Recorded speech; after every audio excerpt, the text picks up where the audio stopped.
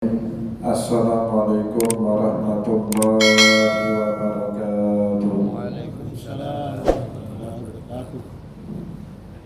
Alhamdulillah, alhamdulillahilladzi ja'ala al-ilma taharatan lin-nufus wa nuran lil-basair wa hadiyan ilal jannah. Ashhadu an la ilaha illallah wahdahu la syarika lah wa ashhadu anna Muhammadan abduhu wa rasuluhu sahibul burhan.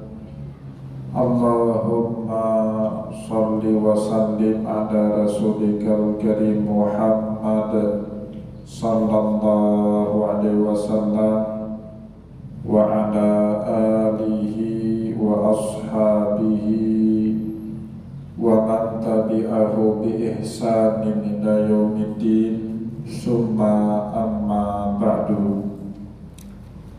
Puji dan syukur senantiasa dan tidak pernah bosan-bosannya kita panjatkan kehadiran Sang Maha Pencipta Allah Subhanahu wa Ta'ala, yang mana dengan limpahan karunia-Nya, rahmat-Nya, hidayah-Nya, serta anugerah-Nya kepada kita semua, kita kembali masih diberi kesempatan, kesehatan, dan usia panjang oleh Allah untuk sama-sama dan senantiasa mengabdikan diri kita di jalan-Nya dengan menjalankan segala perintah-Nya dan menjauhi semua larangan-Nya.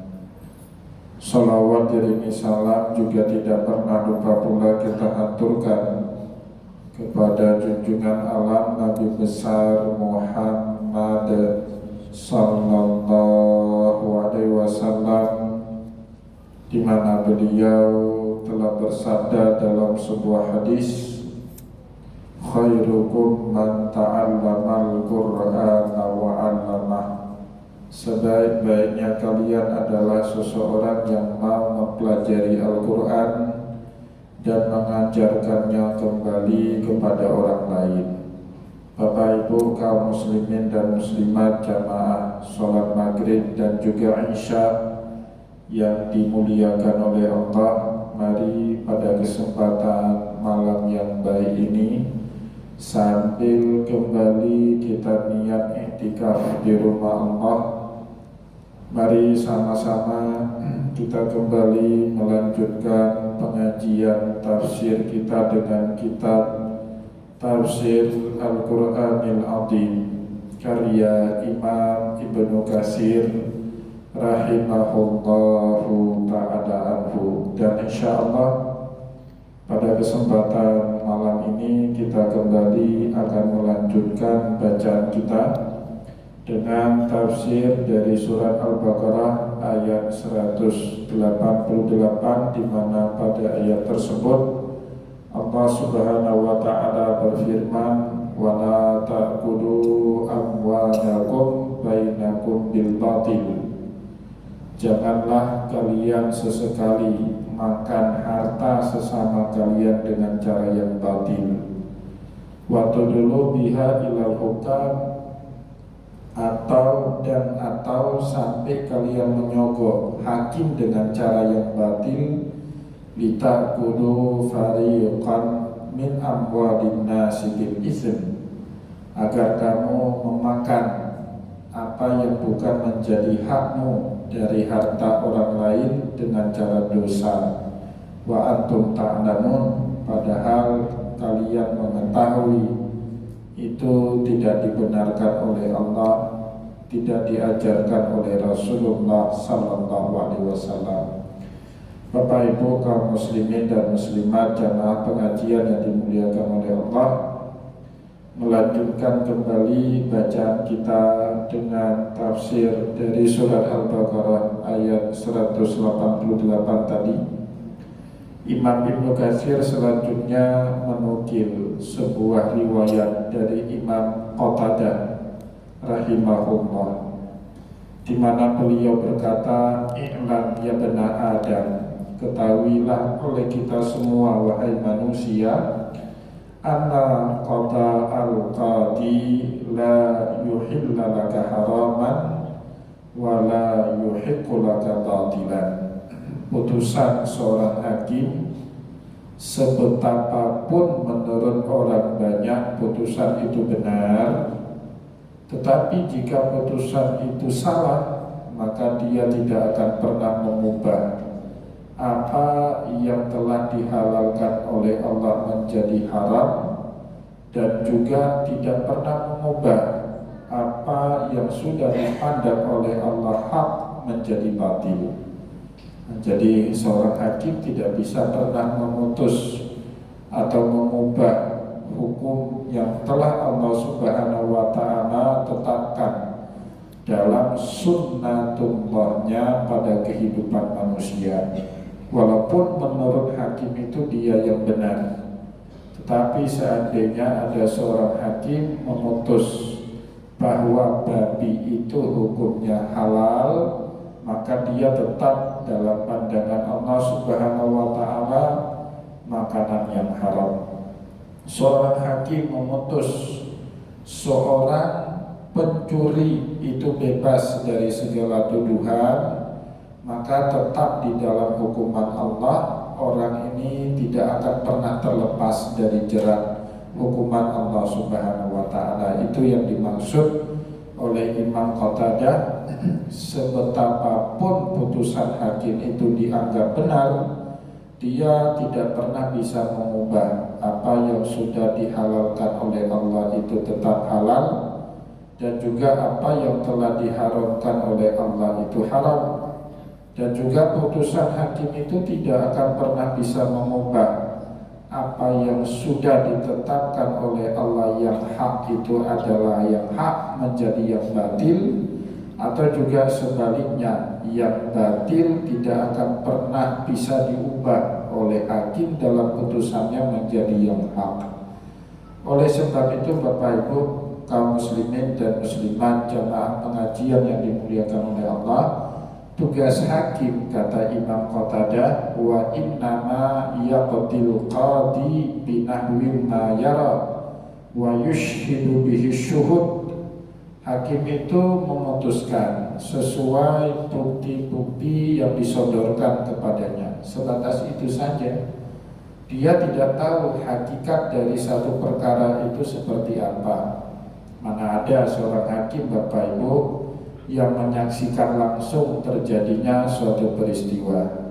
Peristiwa itu baru kemudian diproses belakangan setelah aparat penegak hukum mengumpulkan bukti dan mengumpulkan saksi yang dianggap cukup, dan berdasarkan bukti dan saksi itulah hakim memutuskan suatu perkara.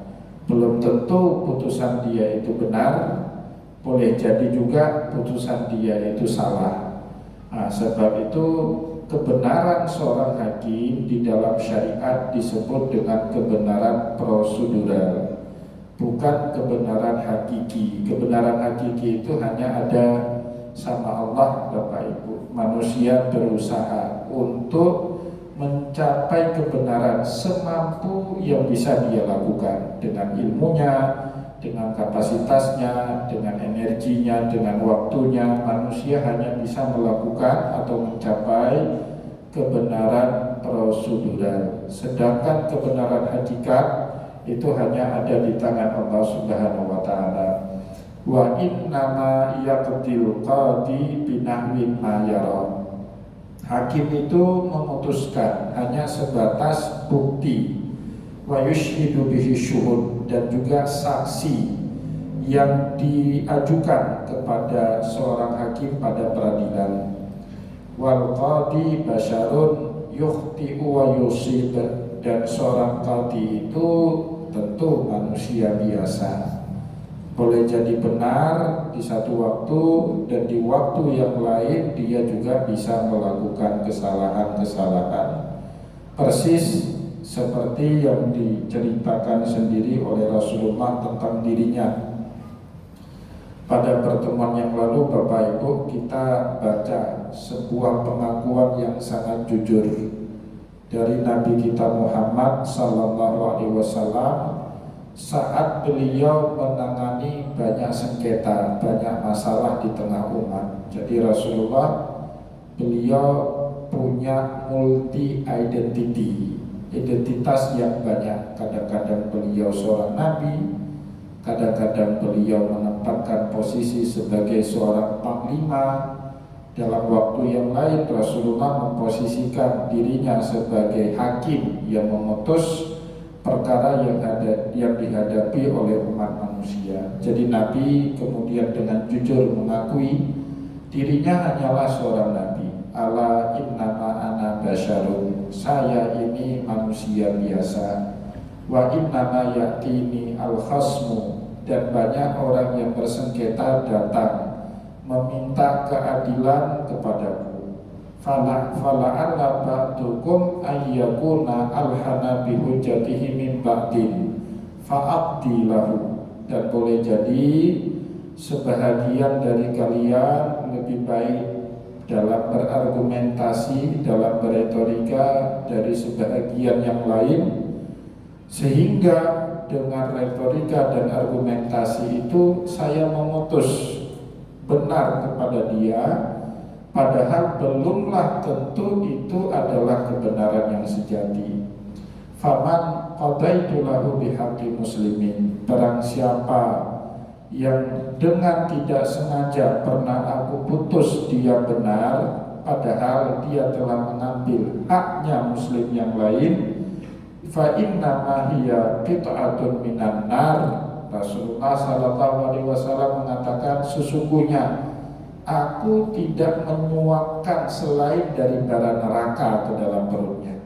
Jadi Rasulullah sallallahu alaihi wasallam dengan sangat jujur mengakui Bapak Ibu, walaupun dirinya sebagai nabi, tapi dalam memutus perkara yang dihadapi oleh manusia, beliau manusia biasa, bisa benar dan juga bisa beliau membuat kesalahan. Maka sebab itu dengan fair Nabi Muhammad meminta orang berhati-hati dalam beretorika, berhati-hati dalam berargumentasi. Jangan sampai kita membela yang salah dan mengambil hak orang yang benar untuk diberikan kepada orang yang salah. Itu sebuah kekeliruan.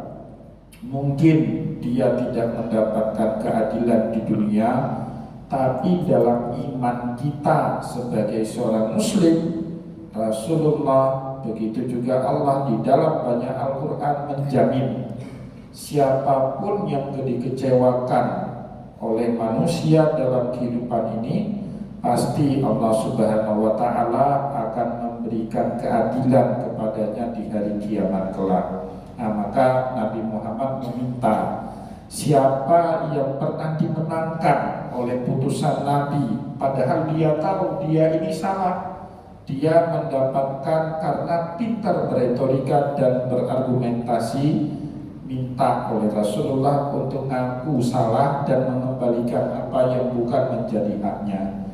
Bapak Ibu kaum muslimin dan muslimat, jamaah pengajian yang dimuliakan oleh Allah, maka sebab itu dielaborasi, ditambah jelaskan oleh Imam Qatadah di dalam riwayat tadi, seorang hakim itu tidak akan pernah bisa mencapai keputusan yang hakiki atau kebenaran yang sejati, karena yang dilakukan oleh hakim hanya sebatas bukti dan saksi yang diajukan kepada dirinya. Makin banyak bukti, makin banyak saksi, makin kuat duduk perkaranya. Tapi ada orang kadang-kadang dia benar walaupun tidak ada yang menyaksikannya, atau dia tidak punya bukti yang cukup kuat, maka hakim boleh jadi membuat kesalahan, memutus orang yang salah benar dan orang yang benar salah. Wal qadi basyarun, qadi hakim manusia biasa, yukhti'u wa yusib, bisa benar bisa salah. Wa'lamu anna man qudiya lahu bibatilin anna khusumatahu lam tanqadi hatta yajma'allahu bainahuma yaumal qiyamah. Yakinlah dan ketahuilah oleh kita semua, annaman kudiyalahu bibatilin, barang siapa yang dengan cara batil dilanggar hak-haknya oleh seorang hakim dan diberikan kepada orang yang tidak sepatutnya menerimanya, anna khusumatahu lam tanqadi, maka permusuhan ini Bapak Ibu belum dianggap selesai. Masalah ini selesai mungkin di dunia, kita kalah karena kita tidak bisa sewa pengacara yang hebat, yang pintar dalam beracara, dalam beretorika, dalam berargumentasi. Kita juga kalah karena di pengadilan Bapak Ibu yang beban untuk mendatangkan saksi itu ada kepada pihak yang berperkara. Saya berperkara misalnya dengan Walid, dengan Pak Said. Saya yakin saya benar, tapi saya tidak punya kemampuan mendatangkan saksi yang kebetulan tinggalnya di luar daerah semua. Satu orang tinggalnya di Jakarta, satu lagi tinggalnya di Sulawesi. Untuk datang kemari perlu ongkos. Saya tidak punya ongkos membiayai saksi-saksi saya itu. Nah, sebab itu hakim boleh jadi memenangkan Pak Said dalam gugatan yang saya lakukan. Nah, ini sering terjadi dalam kehidupan dunia. Tapi apakah itu urusan, itu perkara selesai? Tidak. Mungkin iya selesai di dunia. Tetapi dalam keyakinan Islam Bapak Ibu, perkara itu sebenarnya belum tentu buku. Nah, jadi disebut oleh Imam Qatadah anna khusumatahu lam tanqadi. Jadi pihak yang dirugikan oleh putusan hakim itu belum ditutup bukunya sama Allah hatta yajma'allahu bainahuma yaumal qiyamah, sampai nanti kelak di hari kiamat Allah kembali mempertemukan dua pihak yang berperkara. Nah, jadi ditemukan kembali, kamu ini ngaku diri kamu benar, kamu itu benar karena punya duit, bisa nyogok hakim, bisa sewa pengacara terbaik, bisa mendatangkan saksi, bukti ini, bukti itu, sedangkan yang benar sebenarnya dia. Apalagi di negara yang hukumnya itu nggak baik Bapak Ibu, kita benar bisa salah. Nah, di negara yang sistem hukumnya tidak baik, orang yang benar pun dalam beracara di pengadilan, kalau tidak cukup kuat argumentasi, tidak cukup kuat saksi, kita bisa dipersalahkan Bapak Ibu di pengadilan. Apalagi kalau kita memang melakukan perbuatan salah. Ya, jadi belum selesai semuanya itu di dunia. Di dunia boleh jadi selesai, tapi di akhirat setelah kita meninggal dunia, Allah belum menutup mata, belum menutup buku tentang masalah itu sampai kedua belah pihak dipertemukan kembali oleh Allah di hari kiamat, sehingga fayaqdi 'alal mubtili lil muhiq, Allah mengembalikan hak yang telah dirampas oleh pelaku kebatilan kepada mereka yang berhak untuk menerimanya. Nah, diambil secara paksa oleh Allah. Bi ajwadi mimma qada bihi lil mubtili ala muhiqqi fid dunya, dengan cara yang jauh lebih elegan daripada cara seorang yang melakukan kebatilan mengambil hak dari orang yang berhak menerimanya. Tadi pelaku yang batil Bapak Ibu mengambil hak orang yang berhak menerimanya dengan nama hukum, dengan putusan pengadilan. Padahal tanah itu bukan punya dia, tapi dia bisa buat sertifikat tanah duplikat yang sepertinya nampaknya asli, sehingga hakim memutus tanah itu punya dia. Dia bisa melakukan itu di dunia. Tapi Allah bisa melakukan hal yang lebih elegan untuk mengembalikan hak yang dirampas oleh pelaku kebatilan kepada mereka yang berhak untuk menerimanya kembali. Nah, inilah yang bisa kita baca Bapak Ibu di dalam riwayat Sahih Bukhari dan Muslim. Ya, Bapak Ibu mungkin pernah dengar hadis tentang muflis. Ya. Rasulullah suatu hari duduk di satu majelis dengan para sahabat Nabi. Lagi Rasulullah menyampaikan taklimnya di hadapan Rasulullah, tiba-tiba Nabi Muhammad mengajukan pertanyaan kepada para sahabat.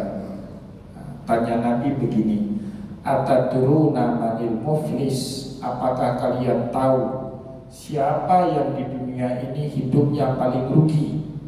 Orang yang bangkrut, siapa orang bangkrut? Nah, para sahabat menjawab sesuai dengan pemahaman mereka, al-muflisu fina man la dinara wa la dirhaman. Orang yang bangkrut di tengah kita ini adalah orang yang gak punya dinar atau orang yang gak punya dirham. Kalau kita mungkin orang yang gak punya rupiah atau gak punya dolar, itu orang bangkrut, orang miskin, orang yang gak punya apa-apa. Tapi kata Rasulullah, bukan itu yang aku maksud dengan muflis. Bukan itu yang dimaksud dengan muflis atau orang bangkrut sama Nabi. Nabi kemudian memberitahu yang beliau maksud dengan kata muflis di dalam agama, innal muflisa min ummati. Orang bangkrut di tengah umatku itu siapa? Ya'ti yaumal qiyamati bisolatin wa siyamin wa zakatin. Kelak di hari kiamat dia kembali menghadap kepada Allah dengan membawa banyak amalan, rajin sholat, suka puasa, selalu menunaikan zakat. Wa ya'ti qad syatama hadza, tapi di lain pihak, di lain waktu dia suka ngomongin orang, ngumpat orang, wa qadzafa hadza, fitnah orang, wa akala mala hadza, ngambil harta orang lain dengan cara yang diharamkan sama Allah, wa safaka dama hadza, bahkan tidak ragu-ragu membunuh orang lain dengan cara yang batil, wa daraba hadza, menganiaya orang-orang yang lemah. Rajin buat amal soleh, tapi di waktu yang lain dosanya juga banyak. Nah, ini biasanya Bapak Ibu terjadi di tengah umat akhir zaman. Ada satu mantan petinggi KPK itu, Laode Syarif, orang Makassar. Itu dia buat tulisan bagus sekali di jurnal. Ciri karakter korupsi, karakter dari koruptor di Indonesia itu, Bapak Ibu. Di Indonesia itu koruptor, di dalam artikel yang dia tulis saya baca, itu setelah korupsi untuk menutupi rasa bersalahnya, sebahagian hasil korupsinya itu Bapak Ibu buat santuni anak yatim. Kemudian ada juga sebahagian dari pendapatan korupsinya itu buat menunaikan ibadah umrah atau bahkan haji ke tanah suci. Jadi itu ada bagiannya, dan mereka kan tahu betul itu KPK itu. Aliran duitnya itu kan diperiksa betul itu. KPK itu punya hubungan khusus dengan PPATK, mencari aliran duit rata-rata, kata Laode Syarif dalam tulisannya itu. 90% koruptor di masa beliau jadi pejabat di KPK itu, aliran dananya itu ada untuk maksiat, ada untuk amal soleh. Untuk maksiat biasanya punya istri simpanan, bukan istri ya, selingkuhan. Kalau istri simpanan bukan maksiat, itu ibadah gitu. Nah, punya selingkuhan, punya jalan apa, clubbing, money laundry, macam-macam. Tapi juga ada cara untuk menyucikan dosa. Pergi umrah, haji, dari mana? Dari duit korupsi itu, ya. Nah, jadi satu pihak manusia di akhir zaman ini Bapak Ibu rajin betul buat amal soleh, tapi di satu pihak yang lain maksiatnya juga jalan terus. Nah, itu yang membuat Benedict Anderson, salah satu Indonesianis, seorang scholar sarjana Yahudi tapi kewarganegaraan Australia, dia menjadi Indonesianis, menjadi pengamat Indonesia yang paling otoritatif di Australia sekarang, Bapak Ibu. Dia buat satu tulisan, salah satu karakter orang Indonesia itu kata dia hipokrit, munafik, agak keras, tapi ya seperti itu. Di depan baik, di belakang jahatnya minta ampun. Ya, di depan tiap hari hadir di majelis taklim, ya, sholat tahajud dia yang donasi, ya, ada ajakan ibadah umrah dia selalu ikut. Tapi di belakang yang ngambil duit rakyat orang-orang seperti ini ada, ya.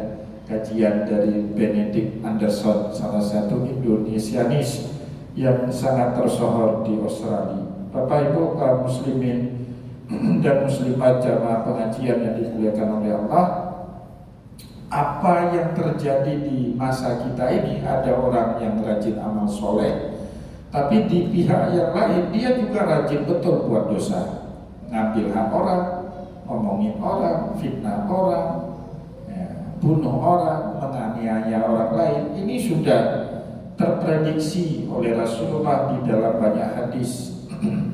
Maka kemudian Rasulullah SAW mengatakan, fayu'ta hadza min hasanatihi. Maka semua kebaikan orang itu diambil dan diberikan kepada orang-orang yang pernah ia zalimi saat dia hidup di dunia.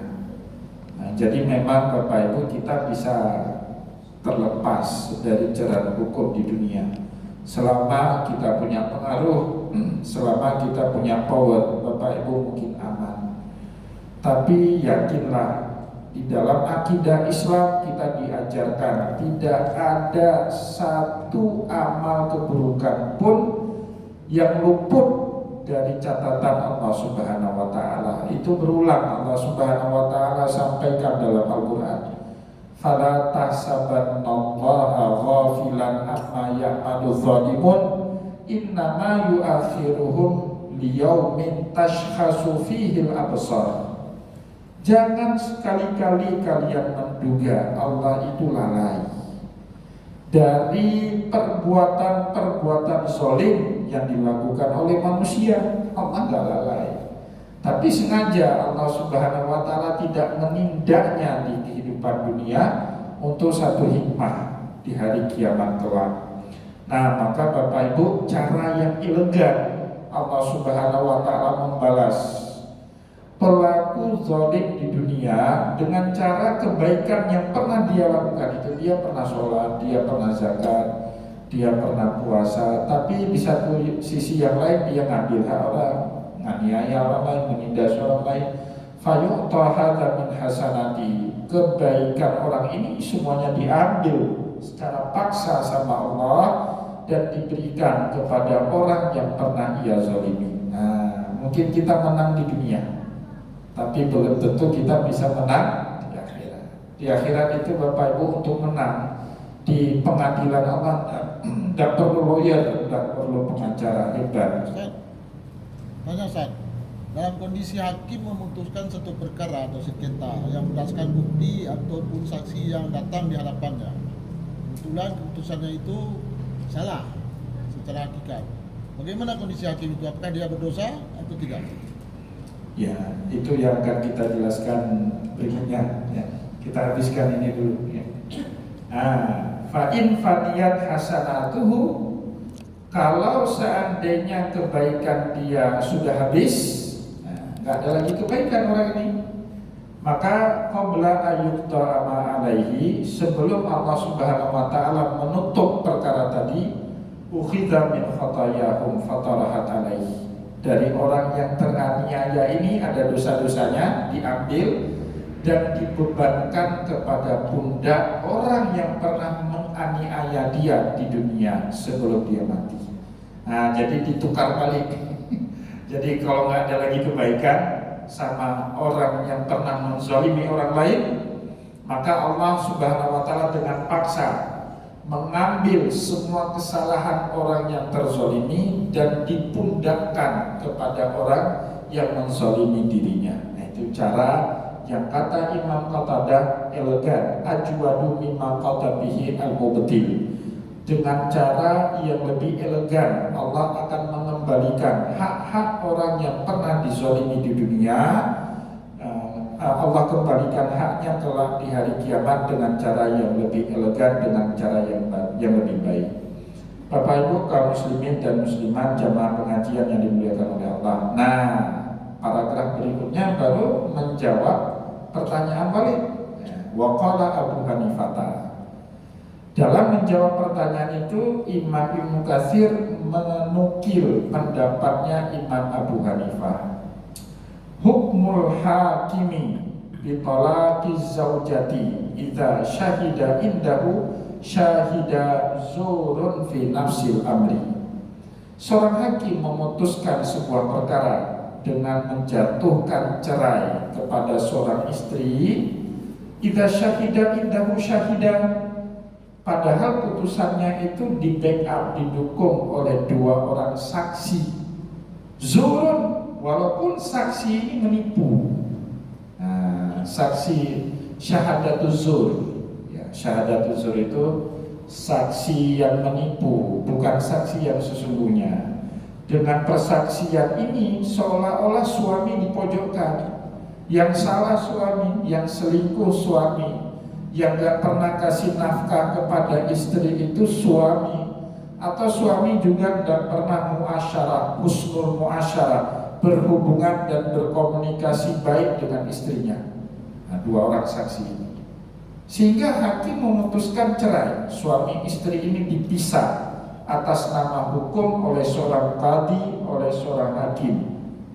Ya, zurun fi nafsil amri. Secara hakikat hakim itu juga telah melakukan suatu perbuatan dosa. Secara hakikat apa yang dilakukan oleh hakim itu salah.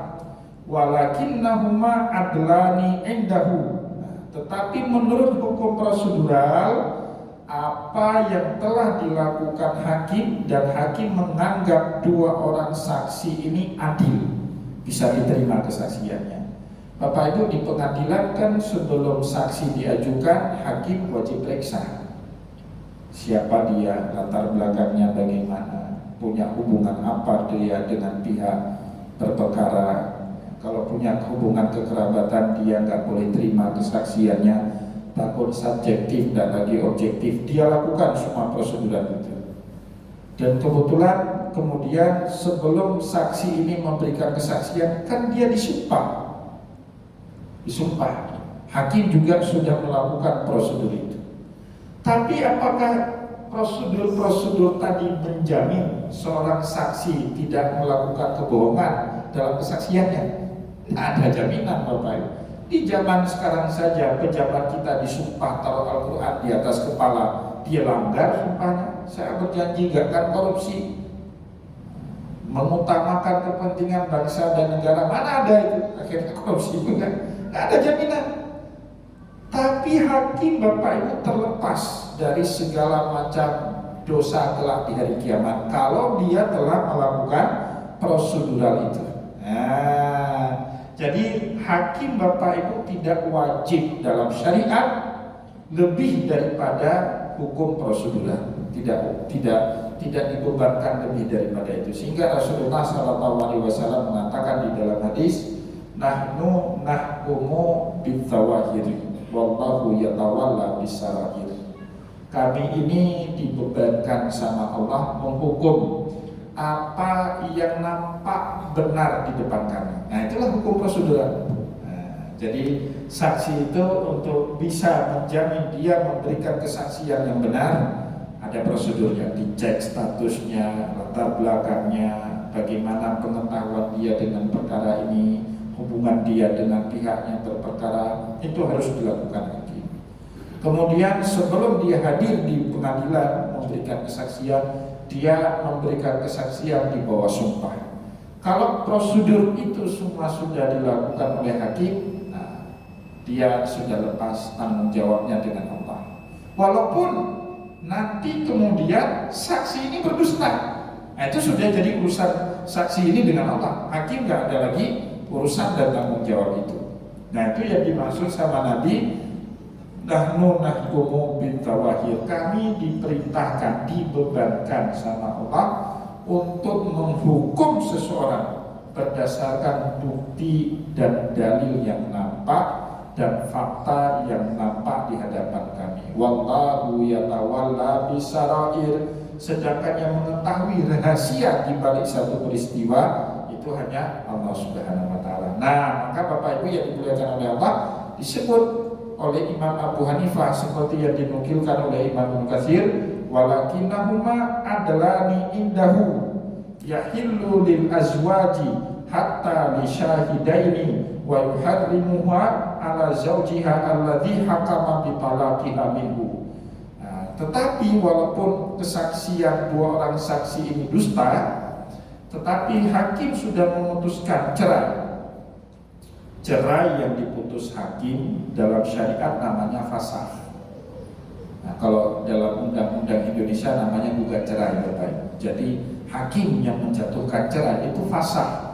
Fasakh itu jatuh hukum talak bain kubro, talak 3 kubro. Kalau kita mau nikah lagi sama istri itu harus dengan diselang, ditahlil, dicinabuta sama orang lain dulu, kemudian dicerai, kemudian dengan akad dan mahar yang baru. Nah, maka disebut kemudian oleh Imam Abu Hanifah walakinnahuma adlani indahu. Menurut hukum prosedural, dua orang saksi yang memberikan kesaksian dusta tadi itu adil karena telah memenuhi segala syarat administrasi, segala syarat prosedural untuk memberikan saksi di pengadilan. Yahillu lil azwaji hatta li syahidaini, maka perempuan yang sudah diputus cerai sama hakim itu boleh dinikahi oleh siapapun, termasuk oleh dua orang saksi tadi.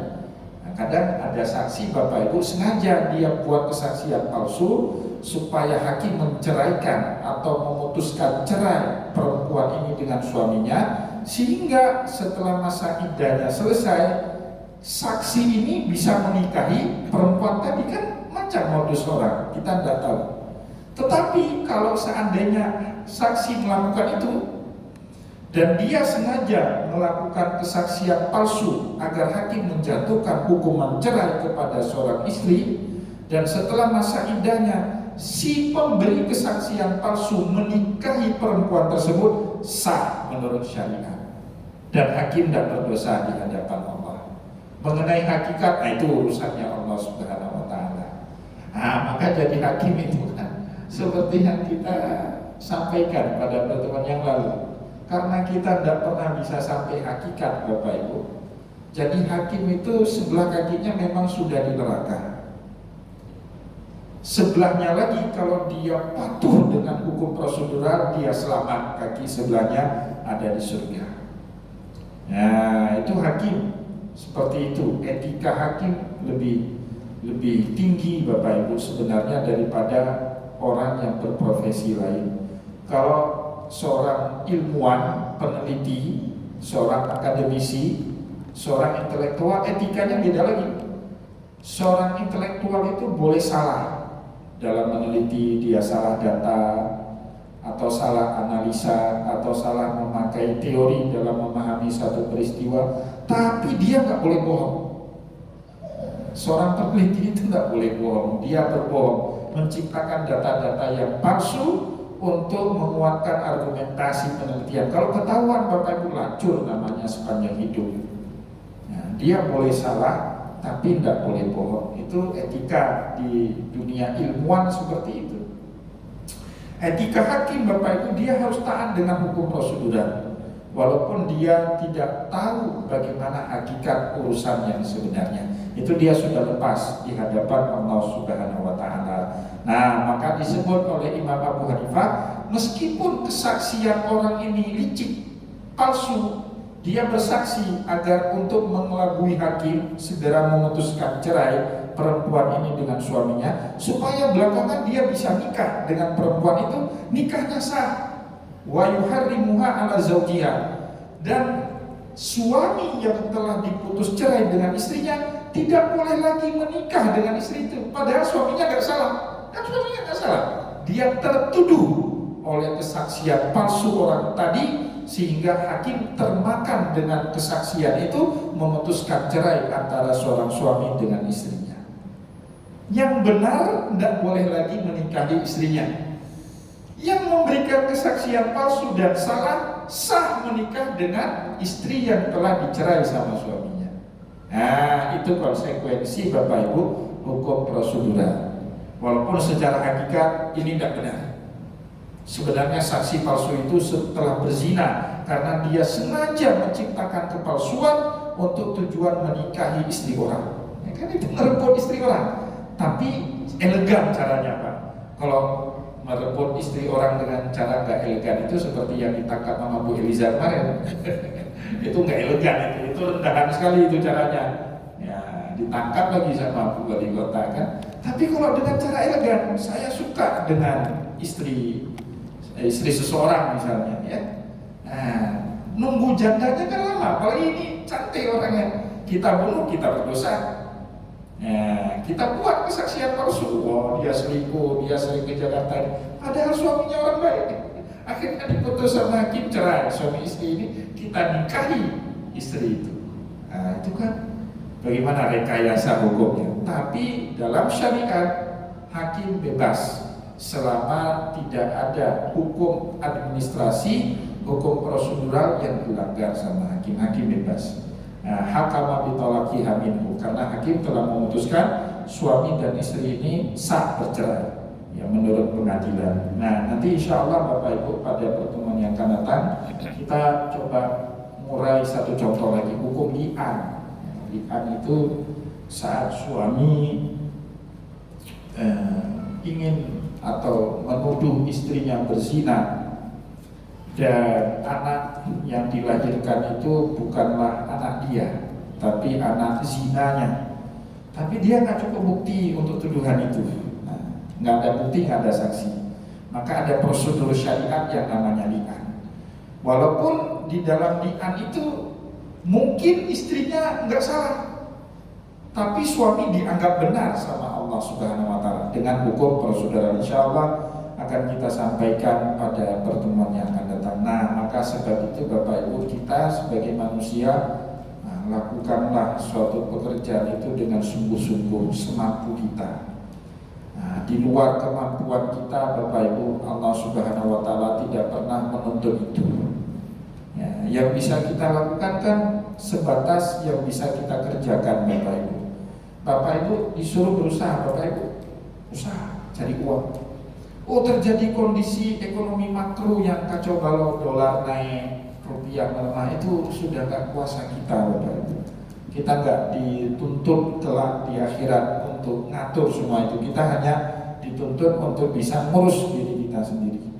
Nah, maka seorang muslim yang bijak, dia lebih suka dan sibuk ngurus diri sendiri biasanya dibandingkan ngurus orang lain yang memang secara agama kita nggak punya tanggung jawab untuk itu.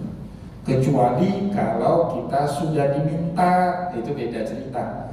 Bapak Ibu, siapapun yang diminta sama orang lain butuh kita, butuh ilmu kita, itu tidak boleh nolak.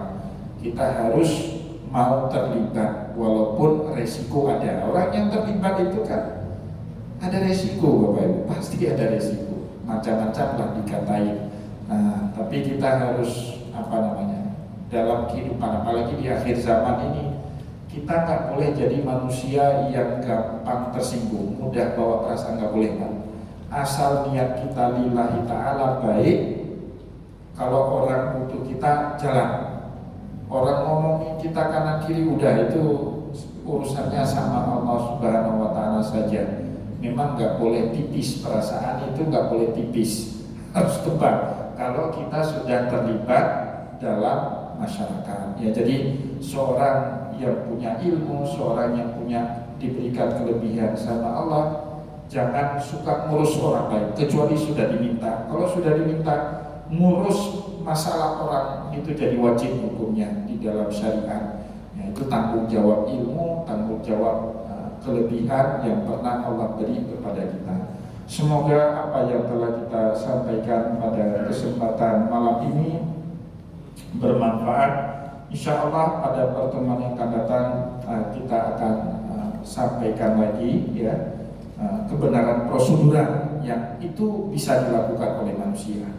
Sedangkan kebenaran sejati dan itu hanya miliknya Allah Subhanahu wa taala. Semoga apa yang telah kita sampaikan pada kesempatan malam ini bermanfaat kepada kita semua. Saya mohon maaf jika ada yang tidak berkenan. Wallahu muwaffiq ila aqwamit thariq wa nasrun minallahi fatun karim. Wassalamualaikum warahmatullahi wabarakatuh.